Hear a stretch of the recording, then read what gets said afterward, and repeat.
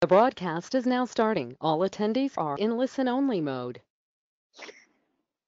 Hi, everybody. Welcome to the webinar. Mental health is the business of business. We're still about 5-6 minutes away from starting, so thank you very much for your patience. We'll be back with you shortly.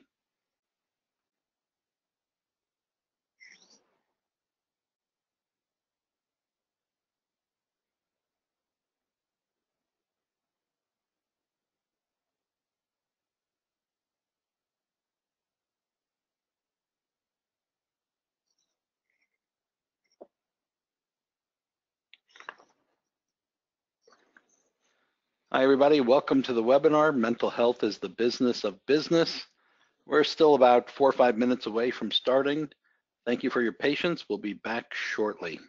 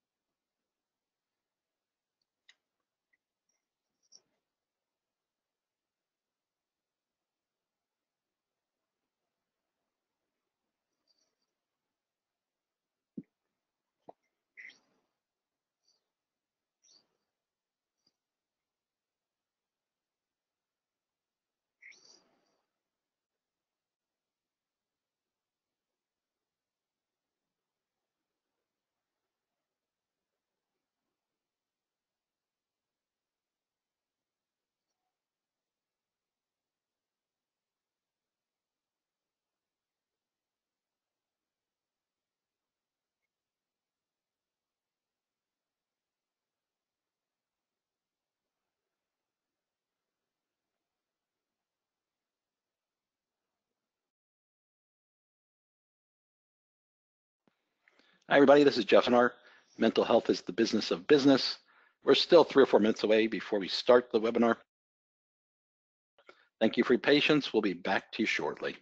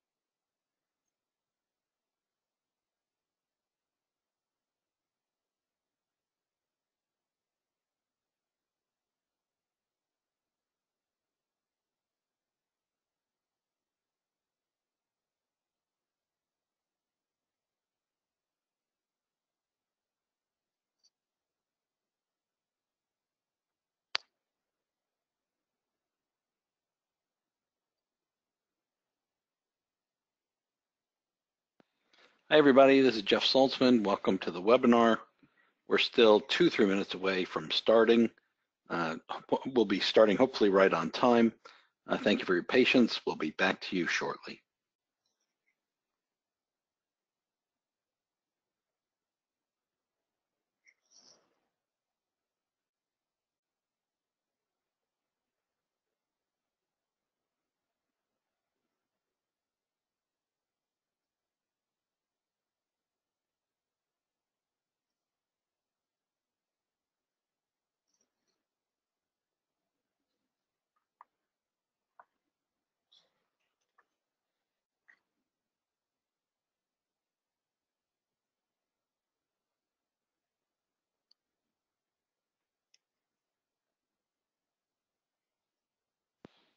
Hi, everybody. Welcome to the webinar. This is Jeff Saltzman. Today's webinar is Mental Health is the Business of Business. We're still just a couple of minutes away from starting. Thank you for your patience.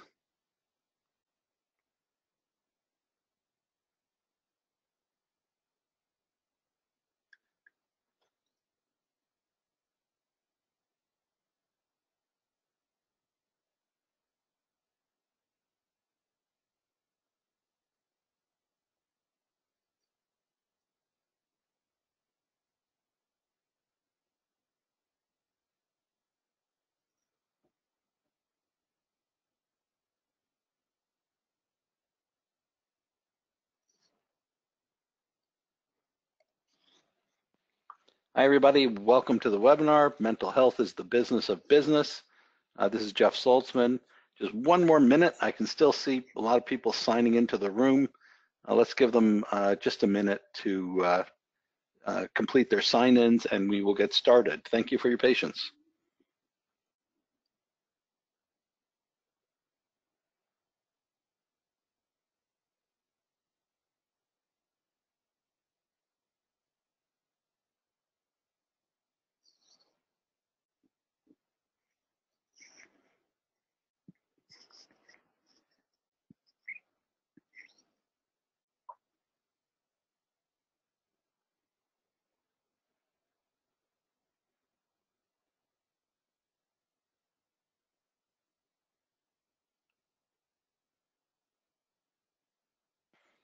Okay, let's get started.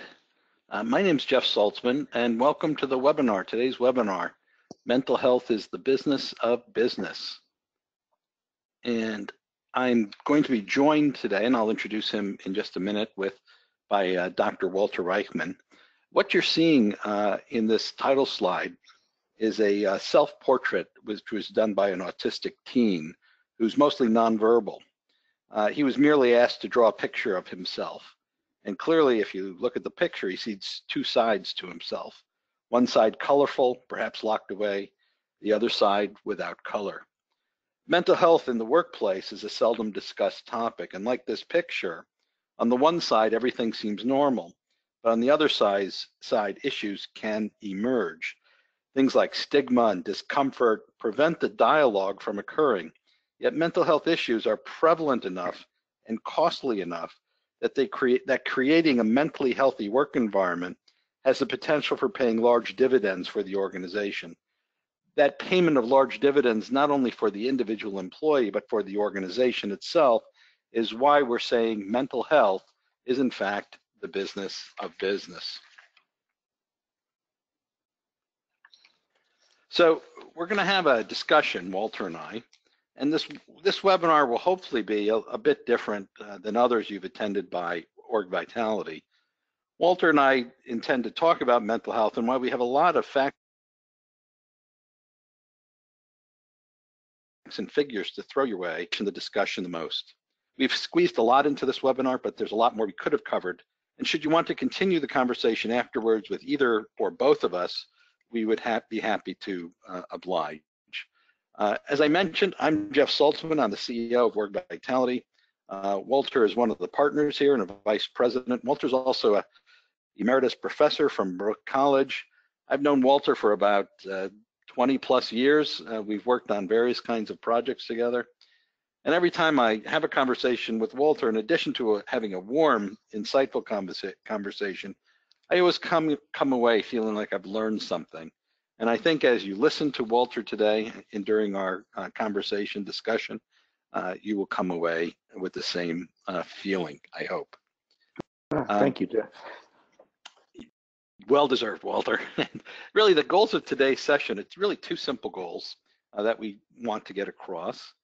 First is how to address mental health issues in the workplace. And the second goal is how to promote a mentally healthy workplace. So what we're trying to do is really come to terms with an issue that is often residing under the surface, and we're just trying to bring it above the surface and have a conversation, a discussion about how mental health issues apply to and affect not only the individual worker, but the work environment itself. So, Walter, well, Jeff, you talk about the relationship between the organization and the environment and mental health, but what's the relationship between mental health and work itself? Well, a couple of points to be made here. One, we know work, by definition, is good for mental health. And we also know that negative working environments can lead to both physical and mental health problems, right? It's estimated that, well, luckily, there are many actions that can be taken to promote mental health in the workplace, and such actions may also benefit productivity. This is from a 2017 study done by the World Health Organization. It's estimated, for instance, that depression and anxiety have a significant economic impact, depression and anxiety in the workforce. And the estimated cost to the global economy is over $1 trillion per year in lost productivity. Things like harassment and bullying at work are commonly reported problems and can have a substantial adverse impact on mental health. Luckily, as I mentioned, there are many effective actions that the organization can take to promote mental health in the workplace. We're going to cover some of those today. And such actions will also benefit productivity. Before we get into this, though, I do want to make a comment, a statement. There's been a spate, as you know, of ongoing gun violence in the U.S. society. And I think it's important to note, and this has been proven in research study after research study, people with mental health issues are no more prone to violence than anyone else. The idea that providing mental health services will prevent gun violence is a myth. While providing additional mental health services is critical, it's not a solution to gun violence that we're seeing virtually every day in our society. The solution to gun violence is eliminating easy access to guns. So, Walter, you have some statistics on mental health problems across the country and especially the workplace. What can you tell us? Yeah, well, at any given time, it's estimated that approximately 20% of the adult population have a mental health issue. In the United States, 46.6 million adults 18 years or older were diagnosed with some form of a mental illness, and that's 18.9% of the population. 4.5% of them were diagnosed with serious mental issues. It's estimated that 1 in 5 employees are working with a psychiatric disability.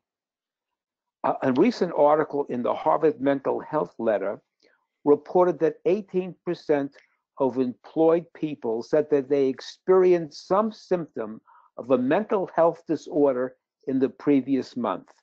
And this data comes from the National Comorbidity Study of workers between the ages of 15 and 54 and was reported by the National Institute on Disability. So one thing that strikes me here, Walter, is that the prevalence rate of mental health issues may be a lot higher than what people expect. 1 out of 5. And what's very interesting here is you're citing 3 different sources on the slide: Cornell, Harvard, National Institute. And they all more or less come up with the same numbers through 3 separate studies. One in the general population, being basically 1 out of 5 adult people have a mental health problem. But also they're looking at the working population where the number is identical. In other words, the propensity for mental health issues is not only in the general population, with organizations saying, well, people in my workplace don't have issues. The prevalence of mental health issues in the general population seems to be identical to the prevalence of mental health issues in the working population. Yes, right. I find that to be very interesting, especially given that it was 3 different approaches came to the same conclusions, same numbers. So, Walter, we've used the words mental health and mental health problems. Can you define for us exactly what is mental health? Well, I would say that being mentally healthy means, first of all, that you have positive feelings about yourself. You also have positive feelings about other people, have positive interactions with other people, and your ability to meet the demands of life, both cognitively and emotionally. And this involves including making choices that are good for you, making decisions, and being able to handle stress as well. So, Walter, if that's mental health, tell me, what's the reverse of mental health? Well, I think when you are have emotional and behavioral problems, and these problems interfere with your daily functioning, and they cause you distress, then there is an absence of mental health.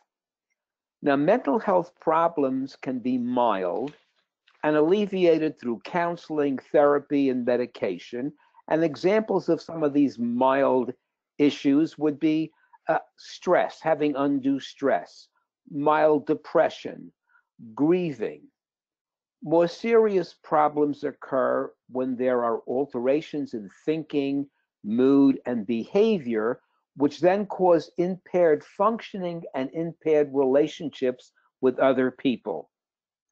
Examples of more serious problems are the antisocial disorders, such as narcissistic, sociopathic, and borderline disorders. At the more extreme is obsessive compulsive disorder and the various forms of schizophrenia. That's the extreme of the mental health issues. Well, thank you, Walter. I wanted to add a point here also. And obviously what we're doing is we're setting the stage about mental health and mental illnesses in general before we go on to what are the most prevalent ones in the work environment and how to deal with it. But one of the issues with mental health issues in the general population or in the work environment is something called VSAD, VSAD, which is viewing symptoms as disease. So you may notice, for instance, that someone is depressed at work, and that depression itself is often viewed as the disease by both lay people and medical professionals and is treated by medication.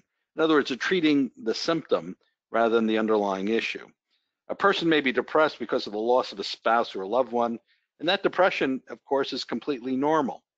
It's only when it lingers for a long period of time and prevents the successful day-to-day functioning that Walter was talking about that depression in that case would become problematic.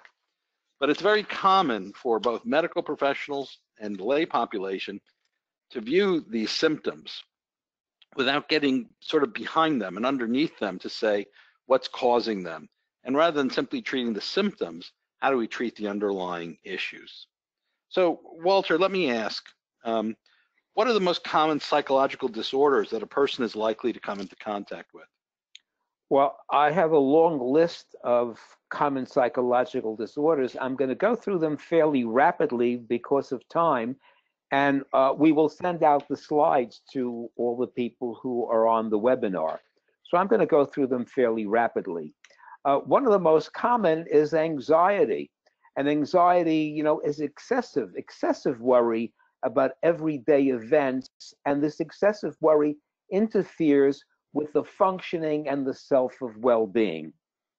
Then there is depression, and this is a feeling of intense sadness, guilt, fatigue, and a loss of interest in the things that are usually interesting to the person. There are sleep disorders, and at extremes, there are even thoughts of suicide. Then there's the bipolar disorders, and this is shifts in mood from low energy, low activity, feelings of depression, to elevated energy, elevated activity, to the manic state, and a shifting back and forth over time from this manic to this depressive state. And just to drive home a point here, the numbers that you see in parentheses, like under anxiety, that 19.1%, that's 19.1% of the population has expressed that they've had anxiety issues in the past year. 7.1% they've had depression in the past year. 2.8% have experienced bipolar disorder. And also another point I want to make is from an evolutionary perspective, at least some of these disorders were protective. These disorders that Walter is going through and is going to continue to go through for a minute here. For instance, a person with no anxiety, if you have absolutely no anxiety, it's much more likely that you're going to live a shortened life. You may, for instance, you may undertake physically dangerous tasks that no one else sort of in their right mind would undertake. For instance, a Neanderthal approaching a dark cave would be anxious or uncertain if a bear had taken up that cave as a den, right? and that Neanderthal would approach that cave with some caution if they had anxiety. If the Neanderthal had no anxiety and ran into one cave after another incautiously, that Neanderthal would more likely become extinct, as they may have, right? You know, it reminds me, unfortunately, of those poor individuals who died on Mount Everest because they didn't take sufficient caution. I'm going to continue with the list. Obsessive compulsive disorders, abbreviated as OCD. Obsessions are recurring thoughts that you cannot get out of your mind. They recur over and over again and usually are related to worries and fears. Compulsions are repetitive behaviors that when you stop them, they cause so much anxiety that you continuously repeat them in order to avoid the anxiety. Examples there, you know, hand washing, counting steps, not stepping on cracks, nail biting, hoarding are all examples of compulsive kinds of behavior. Then there are the phobias. The phobias are extreme fears of an object that will not necessarily harm you, such as height, fear of flying, fear of spiders. And when you're confronted with this object, the person experiences huge amount of anxiety, trembling, nausea, and it very, very discomforting. Then there are the somatic symptoms. These are people who are so preoccupied with a particular physical symptom that they not only don't get help for the symptom, they don't continue with their life because they worry about their heart palpitations or their kidneys or something of that sort. And then we go on to the eating disorders. And among the eating disorders are, again, very quickly, anorexia nervosa, which basically is starving oneself. Then there's binge eating, overeating at intervals, and bulimia, which is overeating and then purging on a regular basis. Going on with the list, we have the post-traumatic stress disorder, PTSD. This is anxiety from experiencing a stressful life event. You know, it's characterized by flashbacks, by reliving the experience, by nightmares, difficulty in concentrating, having extreme reactions to things that are not dangerous. The startle response is an example. There's a clap of thunder, and if you've experienced bombing, you relive the bombing experience. And then probably at the most severe end is the schizophrenia. This involves experiencing hallucinations. You actually see things that are not there, false perceptions, and then delusions, which are false beliefs. You believe something that just is not true. It usually goes along with incoherent speech and muddled thinking. And that's the extreme of the disorders. Yeah, I would like to make a comment about this post-traumatic stress. You know, about 1 out of 3 Vietnam veterans have experienced post-traumatic stress, and I think that's been publicized quite a bit. It's been in the news and so forth. But a number that sort of startled me when I looked it up was that of the women in combat, 70% of the women who have experienced combat are experiencing post-traumatic stress. And they're not experiencing it necessarily because of the combat itself. They're experiencing it because they were sexually assaulted. And they were not sexually assaulted by the enemy. They were sexually assaulted by their fellow troops, by their compatriots. No wonder they were betrayed and they have mental health issues. And that number I found to be quite disturbing and was somewhat surprising to me. Yeah, it's like being hit by friendly fire. Your own people cause you harm. Exactly. And finally, I want to go on to the antisocial disorders, which are about 1 to 5% of the population. And there's narcissism. This is grandiose sense of one's importance, preoccupation with success, and goes along with a lack of empathy and exploiting other people. Then psychopathy, which is a lack of conscience. It's a continual need to be aroused by doing dangerous kinds of things. You are impulsive, irresponsible, very often act illegally, and it goes along with being charming, being cunning, and being manipulative for one's own end. And finally, sociopathy, which is similar to psychopathy, but here there is a conscience, but a relatively weak one.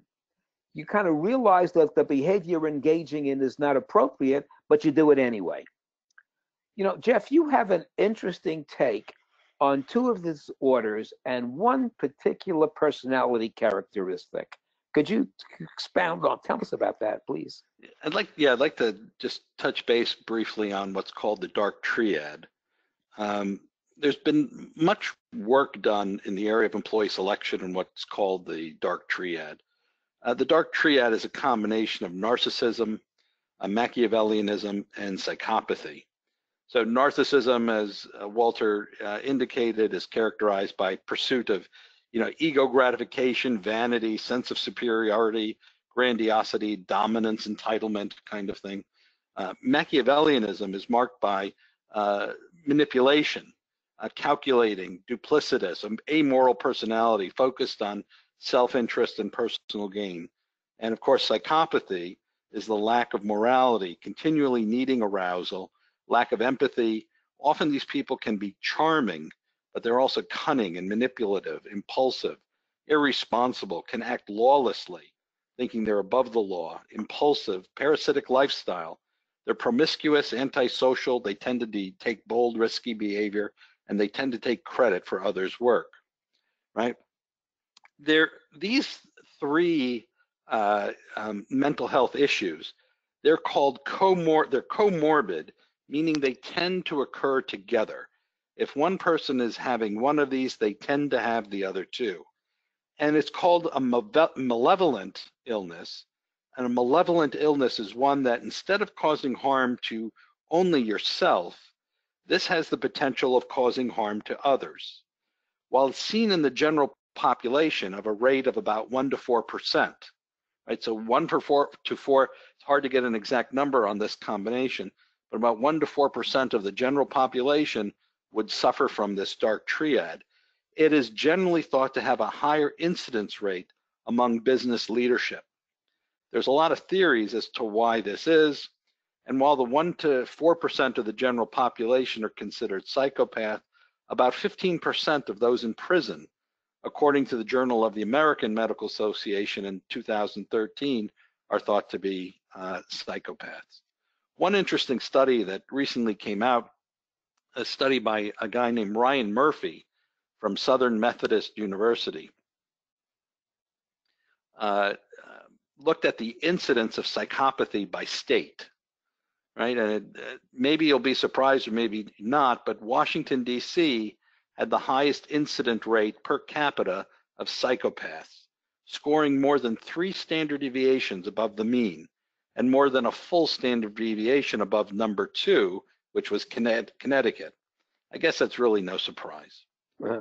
The study notes that psychopaths are likely to be effective in the political sphere, and that the occupations that were most disproportionately psychopathic, in other words, there was a higher incidence rate in certain occupations for being psychopaths, and they were the CEOs, lawyers, media, salespersons, surgeons, journalists, police officers, clergy, chef, and civil servant. You may be surprised by some of those, but on the other hand, if you look at the characteristics that characterize the dark triad, it may not be a surprise if you think about it for a while. Little disconcerting, to say the least. But to say the least. So, Walter, our understanding of mental health problems has changed over the years. Exactly how has it changed? Well, it has. You know, in past generations, people were considered either normal or crazy. If crazy, you were locked away or hidden. Today, there is a recognition of the gradation of mental problems from mild anxiety to schizophrenia, as we pointed out before. there is a greater understanding and a greater acceptance of mental health issues, but the stigma of mental health problems is still very strong. Also, the classifications of behaviors that were considered mentally unhealthy have been changed.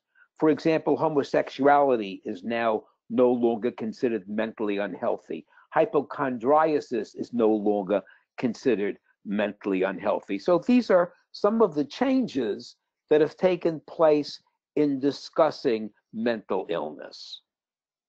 The science behind mental illness, our understanding of it, of course, has changed dramatically as well.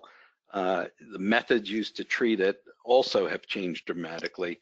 So, for instance, in 1949, a Nobel Prize was awarded to the inventor of lobotomy.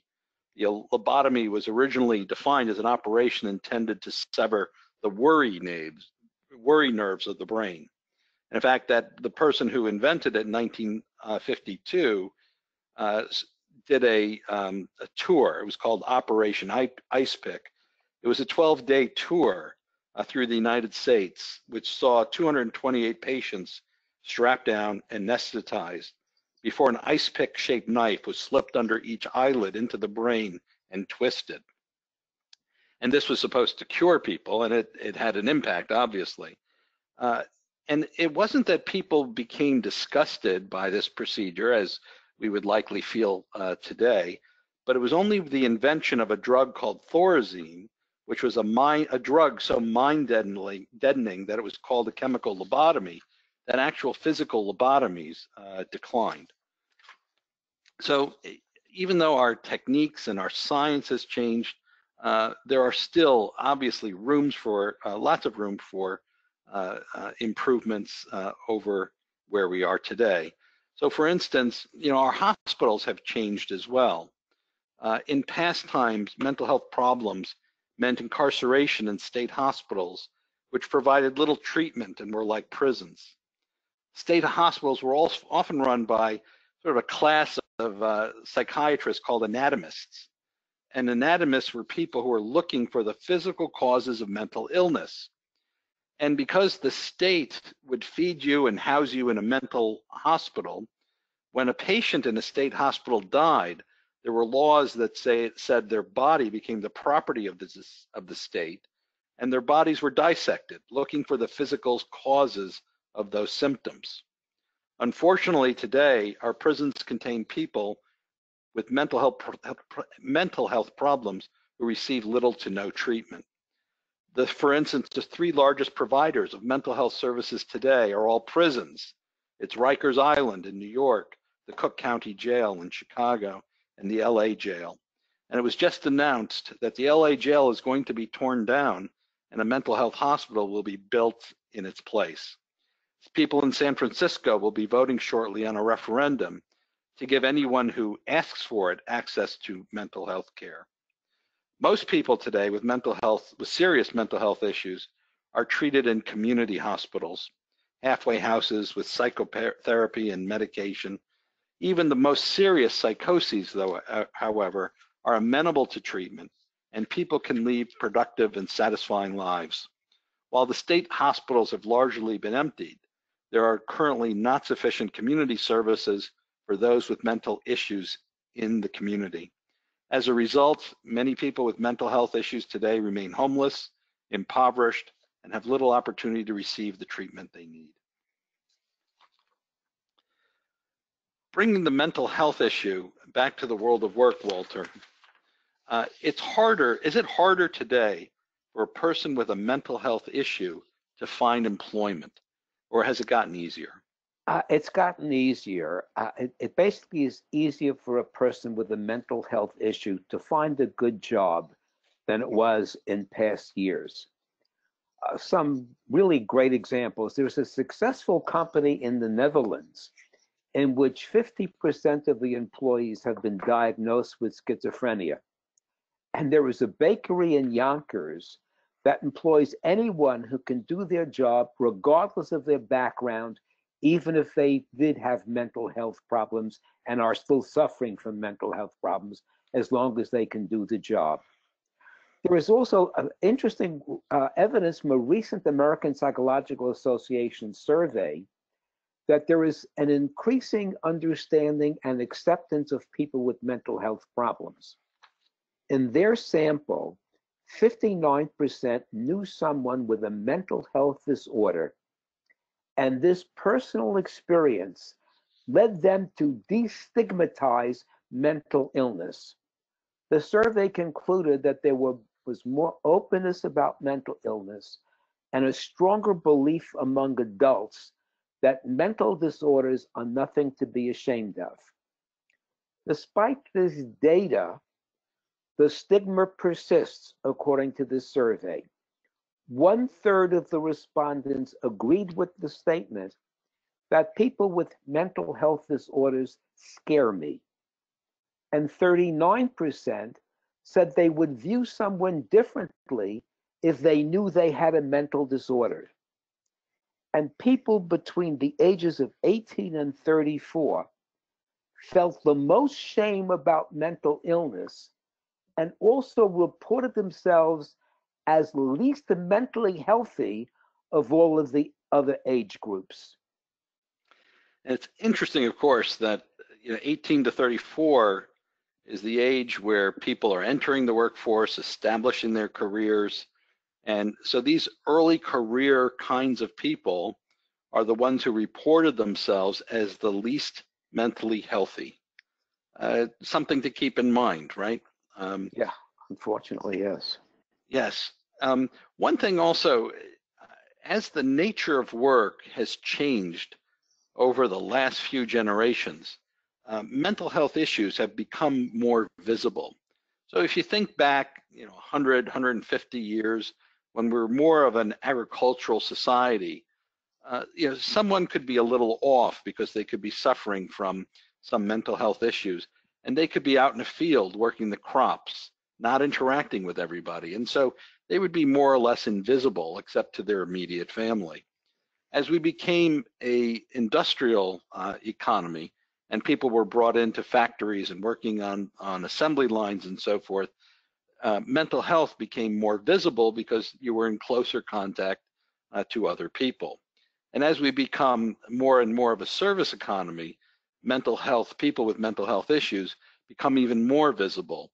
The person cleaning your teeth or the person serving you dinner at a restaurant and so on and so forth, they interact with you more closely. And so part of the resurgence of mental health and the discussion of mental health issues in the employment environment has to do with also the changing nature of work. So, Walter, let's really now start to drive this into the business world. What do mental health problems cost business? Well, it's estimated to cost about $226 billion each year, 20% from absences and 80% from decreased performance while the person with the mental illness is actually on the job. Okay. And what are the causes of work that exacerbate this, Walter? Well, according to the World Health Organization, there is a whole list. Inadequate health and safety policies within the organization, poor communication among employees and between managers and employees having limited participation in decision making and having low control over their own work, not giving enough support for employees, inflexible working hours, having unclear tasks and unclear organizational objectives, and having tasks that are unsuited for the person's competencies, and then a high and unrelenting workload. And finally, very important, is unemployment. Unemployment is a well-recognized risk factor for mental health problems, but returning to work or getting work is actually protective of mental health. And this is from the World Health Organization's research. So, Walter, is it fair to say that simply giving people a job is one way to help treat people with mental health issues. No question, absolutely. It becomes preventative and also curative of mental health issues. So, Walter, stress seems to be an important part of mental health problems. Tell me, define for me, what exactly is stress? Well, stress is defined scientifically, more or less, is that stress is a response, both physically and emotionally, when demands are made on a person that they cannot handle comfortably. It involves the activation of the nervous system, which results in such things as an increase in blood pressure, secretion of certain hormones into the brain, breathing and respiratory difficulties, cardiac effects. And what we know is that stress over a long period of time impairs both the physical and the mental health of the individual. However, a little bit of stress can also serve a positive purpose. It can mobilize and energize a person. It's a question of the amount of stress that a person can handle. You know, I'm reminded of a quote that one of the other fellows at work uses. It's about a musician who says, you know, without a deadline, I wouldn't get anything done. In other words, without the stress of a deadline, the stress of having to have something done, I would not be mobilized. Oh, So I remember having to get term papers in on time. exactly, right. So little stress can be good. What we're talking about is when stress goes over the top. But Walter, so we're talking about general stress. What does stress mean for the job? Well, stress on the job occurs when the requirements of the job do not match the capabilities and the resources of the employee. It relates to the design of work that they have to do. It relates to their role in the organization. It relates to the management style of their superiors. It is involved with their career concerns, the environment, and the amount of control that they have over their work, their relationships with coworkers, and other things that make the job above the capabilities of the individual. That leads to stress on the job. And Walter, one thing we hear about quite a bit is this notion of burnout, Mhm. right? So how does burnout relate to stress, and what is burnout? Well, let me just say first, burnout is not a disease. It is a combination of psychological factors and responses that influence one's health status. And burnout is a result of chronic workplace stress that is not being well managed by the employee. It's usually characterized by three dimensions. First is the feeling of energy depletion, the feeling of exhaustion when it comes to doing your daily work activities. It also forces kind of an increased mental distance from your job. You're more disassociated from your job. And along with that comes feelings of negativism, feelings of cynicism about your work, about the job, and about your work life. And this then often results, in fact, most often results, in the reduction of your ability to do your professional work well. But keep in mind that burnout refers only to experiences that take place in the world of work. It should not be used to describe experiences in other areas of life other than your work life. Thanks, Walter.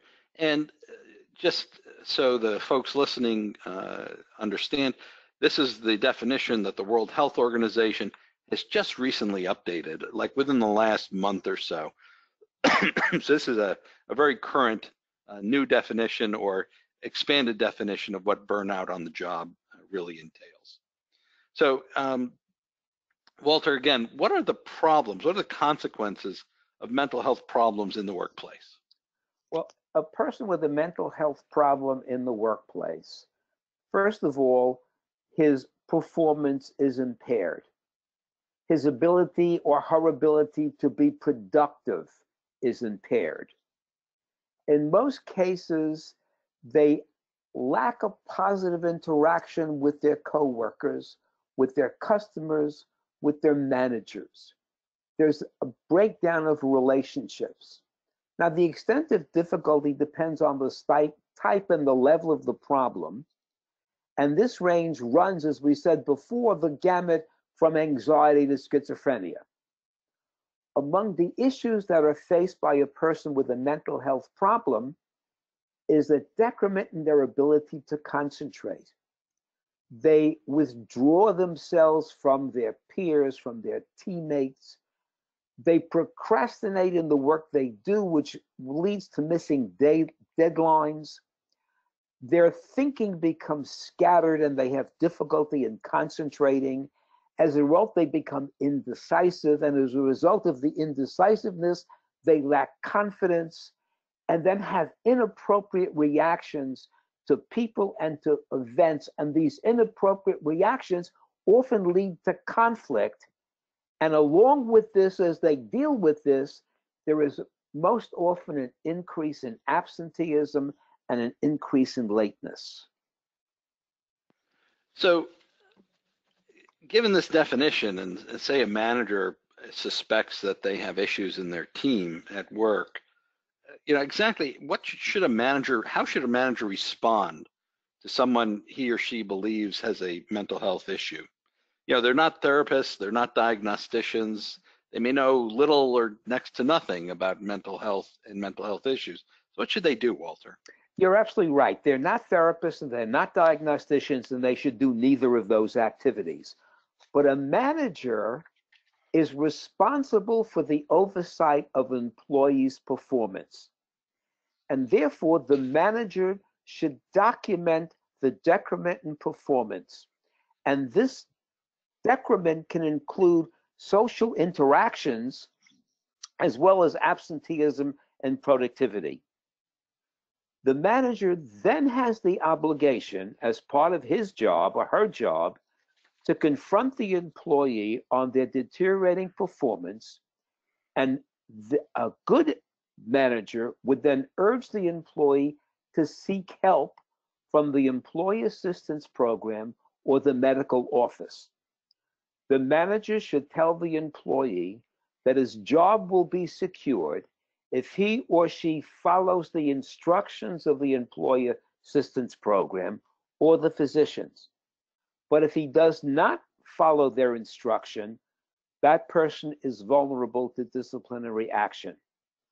Now, this will work only if there are provisions for an EAP, and in the medical office, someone who knows about psychiatric problems who can make the intervention.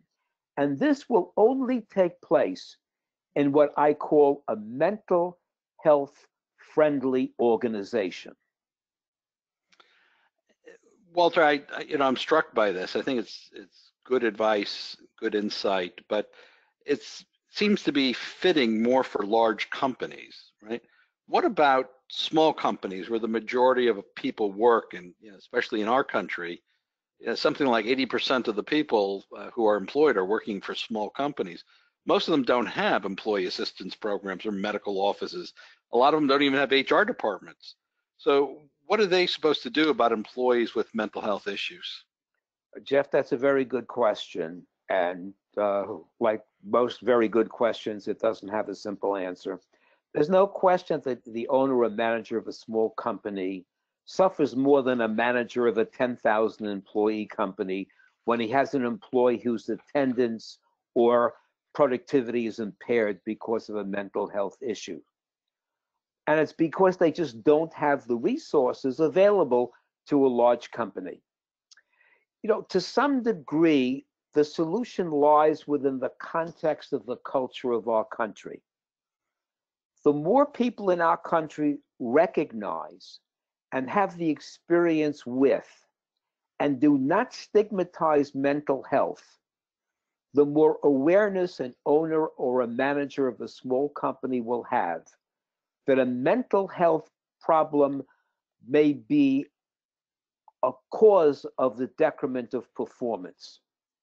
They would therefore be a greater likelihood that when they deal with someone with a poor performance, they will at least consider a mental health issue as a possible cause and not attribute the cause only to the malevolence of the employee. This being the case, the manager or owner, in confronting the employee, can offer an alternative to being fired. They can offer the alternative of the employee seeking help from a professional with the promise of maintaining their job with evidence that they are receiving this kind of help. But this course puts an added burden on the manager and owner of a small business organization. But just as the investment will pay off for a large company, so it will pay off for a small company as well. And the payoff will be they will then have a healthy and very loyal employee. I think that, thanks for the response, Walter. I think that response points out to a changing notion of mental health and mental illness. And the notion is that mental health issues are being thought of much more commonly these days, similarly to a broken leg or getting the flu or a cold. It's something you can get over with the proper treatment.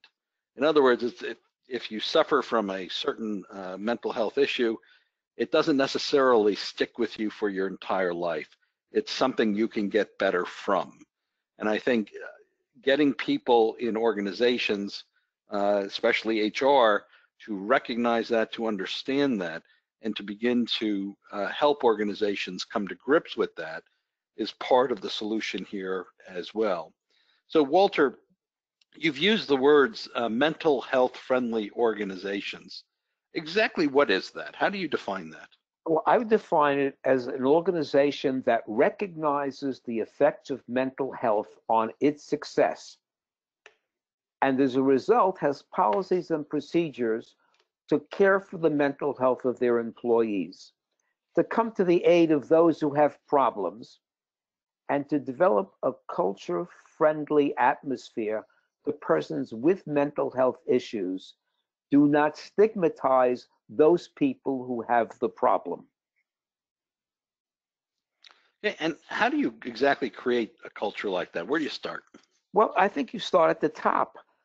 Most cultures begin with the CEO, with the top executive, and as part of this process, there should be a mental health policy that should be written with the top level in the organization, with the aid of the EAP or mental health people who know things about it. There should be discussions within the organization about mental health. There should be articles in the company newsletter about mental health. They should have an employee assistance program, or they should have a person who knows about mental health as part of the medical department. And for those people, they should emphasize the importance of confidentiality. And the positive end of that is that the hope is that people who recognize that they have a mental issue and it's not been spotted by their supervisor and it hasn't even gotten to the point where it's impairing their performance, that they will self-refer themselves to the EAP or the medical department and they will provide the help that they need. It would involve maintaining jobs for people who are undergoing mental health treatment. It will be training managers on dealing with mental health issues. It will be training employees on onboarding and when they get promotions on mental health and what the company policy is. There should also, if there's a union, concurrence with the unions also have responsibility for the well-being of their employees. And certainly offering employment to people with mental health issues would be an example of a mental health positive organization. Thanks, Walter. Let me ask you a question. How can you know the extent of mental health issues in an organization? How can you know if there's a problem within a particular company? Well, there are surveys on mental health that are really available off the shelf. And there certainly is a way of designing a survey to meet the needs of a particular organizations. And such surveys are best off when they're anonymous, and they should follow the policy that's given to the organization by the organization, and usually with the concurrence of the CEO. But Jeff, you're the expert on measuring organizations. How would you do this? How would you handle it? Well, yeah, I thought long and hard about this when you first asked me this question about how could you measure the state of mental health in the organization. And as everybody knows, Org Vitality is a survey company. We go out there, we do a lot of employee surveys. We measure various aspects of the environment, like decision making and communications and so forth. But what I did is I took a hard look at the questions we currently ask, and I came to the conclusion that I think it's possible to reframe some of the existing survey items to get a read on mental health issues. So for instance, let me show you this. What you're looking at is a slide that contains, I didn't even count them up, but it contains a number, a dozen or so normative items that we track. And these these are real norms. They've been asked of hundreds of thousands of employees around the globe. And the items here are often aggregated into dimensions, and the dimensions are things like, we want to ask about workload and employee engagement and safety and rewards and recognition, decision making and your supervisor and performance feedback. And that's a very, very common way of looking at these items. But if you look at what makes for a mentally healthy or friendly work environment, as Walter has been defining it, you could look at things like, do people feel like they're contributing meaningfully? Do they feel valued in the work environment? Do they feel supported? And do they feel secure? In other words, couching these same exact items and looking at them through a different lens is one way of looking at a organizational environment and saying, is this an environment that is nurturing a mentally health kind of work environment? So you could go to, as Walter mentioned, special off-the-shelf kind of assessments. But the first thing I would probably do is look at the data I may already have existing within my company and saying, is there a way to reframe it, to look at it through a different lens to give me some insight on this issue? So, Walter, let me ask you this. What's the role HR should play in all of this? Well, I would love to see the HR start the ball rolling. They have concerns directly with the employees. I would love to see HR start the conversation, do the marketing on promoting a mental healthy organization, help design the training, confer with the medical department, help establish or confer with an existing EAP on their perceptions of the needs of their employees. Design a process for helping people to get treatment when they need it and secure their jobs, reducing the stigma and making them feel comfortable living and working with mental health issues. But Jeff, let me ask you a question now. How would you persuade a CEO of an organization to start the process of dealing effectively with mental health issues in their organization? Thanks for the question, Walter. Well, you know me, right? The first thing I'd probably do is go to the CEO and say, based on research, you're more likely to be a psychopath than I am. Oh, that would certainly promote it very nicely. I'd like to get off on the right foot as I build relationships. But the first thing to do, obviously, for an organization is to look at the benefits of the business, right? The return on investment. Beyond being the morally correct thing to do, and you could certainly make an argument that the preeminent reason to do this is because it's the right thing to do. There is cost benefit research that has been done on this topic. And what it points to is that if you do invest in mental health issues, that there are net benefits for an organization. For an example, a recent World Health Organization study estimated for every dollar that's put into scaled up treatment for mental health disorders, there's a return of $4 in improved mental health, and most importantly, in improved productivity for the organization. So rather than costing the organization money, helping people deal with these issues in the work environment may have a 4-to-1 ratio in terms of return on investment. That would be an argument that most organizations would find very hard to pass up. That would be great. That's good. Thanks, Jeff. So, I'd like to thank you all for listening to our webinar today. As I should have said in the beginning, you can submit questions, although there's only a couple minutes left.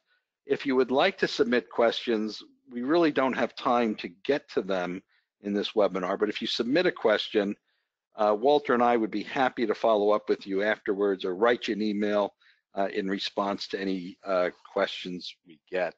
As you exit the webinar today, there's going to be a very short survey about what you thought about this webinar, whether it was helpful, useful, et cetera, et cetera. If you would please take a moment to answer that survey, we would be most grateful. In addition to that, as Walter mentioned, and I should have mentioned at the beginning, we are going to be sending out a copy of these slides. A lot of these slides are packed with information, and we will be sending out a copy of these slides to everybody who was here today. So thank you all for coming. And Walter, let me give you any closing thoughts or comments or remarks you'd like to leave people with. Well, I think we have dealt with a very important problem in our society. I am delighted that so many people signed up for the webinar, and I personally would be more than happy to work with anyone who wants to take this further. So just please drop me a line. And thank you, Jeff. I think you did a great job with this. Thank you, Walter, and so did you. And thank you all for coming. We will talk to you guys later. Bye-bye.